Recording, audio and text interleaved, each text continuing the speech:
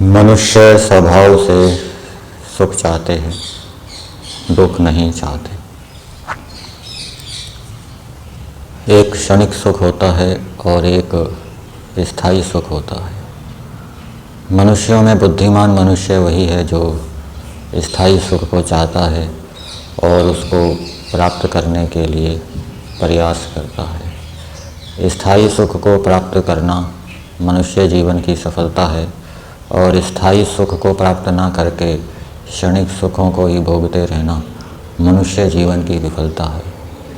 और सुख का संबंध चाहे क्षणिक सुख हो चाहे स्थायी सुख हो, मन के साथ है। यदि हमारा मन स्थिरता से शुद्ध रहेगा तो उससे स्थायी सुख की प्राप्ति होगी। और स्थिरता से शुद्ध तभी रह पाएगा यदि मनुष्य निरंतर स्थिरता से ईश्वर को पकड़े रहे। ईश्वर को पकड़े रहे अर्थात ईश्वर की आज्ञा का निरंतर पालन करता रहे। ईश्वर के जो आदेश है, वेदोक्त कर्म, उनका निरंतर सेवन करता रहे तो उससे उसका मन निरंतर शुद्ध रहेगा। और निरंतर शुद्ध होने से उसको स्थायी सुख की प्राप्ति होगी और वो जीवन की सफलता को हासिल कर पाएगा।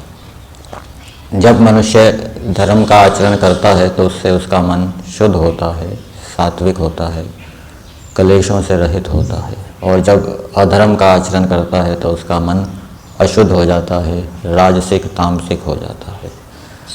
भय, असहनशीलता आदि जो दुर्गुण हैं वो मन की तमोगुण की अवस्था में उत्पन्न होते हैं, ऐसा बताया जाता है।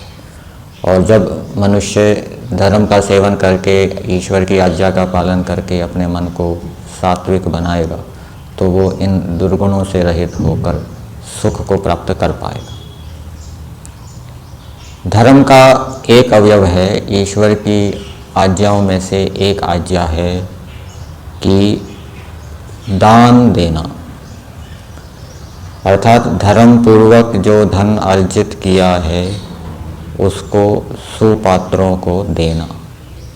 ये क्षत्रिय का भी धर्म बताया गया है, वैश्य का भी धर्म बताया गया है और ब्राह्मण का भी धर्म बताया गया है। और सन्यासी है वो भी दान देता है, वानप्रस्थी है वो भी दान देता है। तो यदि दान धर्म पूर्वक किया जा रहा है और उसके साथ साथ यदि निष्कामता का भी पुट हो तो मन और अधिक शुद्ध हो सकता है। एक व्यक्ति सकामता से दान दे रहा है, सुपात्र को दे रहा है, पवित्र कमाई को दे रहा है तो उससे मन उसका शुद्ध होगा। लेकिन जो निष्कामता से दान दे रहा है उसका मन उसकी अपेक्षा और अधिक शुद्ध हो जाएगा। तो निष्कामता से दान कैसे दें, निष्कामता का भाव कैसे उत्पन्न करें, उसके लिए हम क्या विचार करें, किस विचार का हम अभ्यास करें, किस विचार को हम दोहराएं, तो उसको इस रूप में समझना चाहिए कि हम जिस भी वस्तु का दान किसी को देते हैं वो वस्तु हमारी नहीं है, वो ईश्वर की है।